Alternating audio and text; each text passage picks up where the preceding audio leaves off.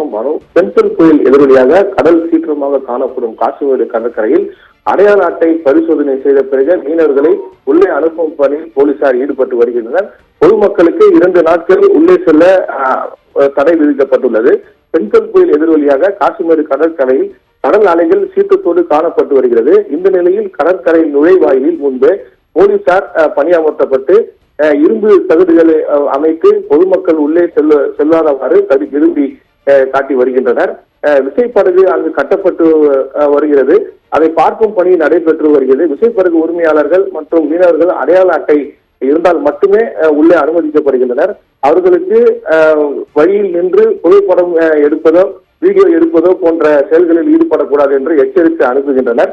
மீனவர்கள் உள்ளே சென்றால் அடிக்கடி வெளியே சென்று மீண்டும் உள்ளே வரக்கூடாது என்றும் அறிவுறுத்தப்படுகிறது.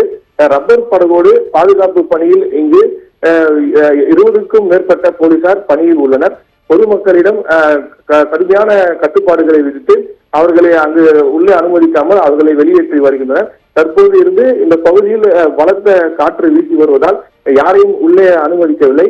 அதே போல இந்த எண்ணூர் பகுதியிலும் அதிக அளவில் பொதுமக்கள் பாறைகளின் மீது ஏறி புகைப்படம் எடுத்து வருகின்றனர். ஆனால் அந்த பகுதியில் போலீசார் எந்த ஒரு பாதுகாப்பு பணியிலும் ஈடுபடவில்லை. நேற்று முதலே கடல் அதிகமான சீற்றத்துடன் இருந்த நிலையில் அங்கு போலீசார் ரோந்து பணியில் வர வேண்டும் என்ற ரோந்து பணி செய்ய வேண்டும் என்ற கோரிக்கையும் எழுந்திருந்தது. ஆனால் அந்த பகுதியில் மட்டும் இதுவரை காவல்துறையினர் யாரும் பாதுகாப்பு பணி ஈடுபடவில்லை. அங்கு இருக்கக்கூடிய மீனவர்கள் அங்கு புகைப்படம் எடுப்பவர்களை எச்சரித்து அனுப்பி வருகின்றனர்.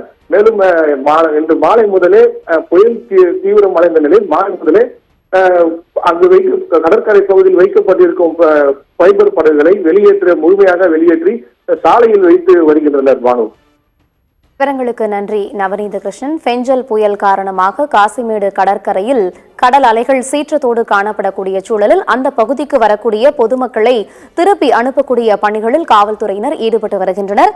விவரங்கள் எமது செய்தியாளர் நவநீத கிருஷ்ணன் வழங்க கேட்டோம். மேலும் விவரங்களை பின்னர் வரும் செய்தி தொகுப்பில் பார்க்கலாம்.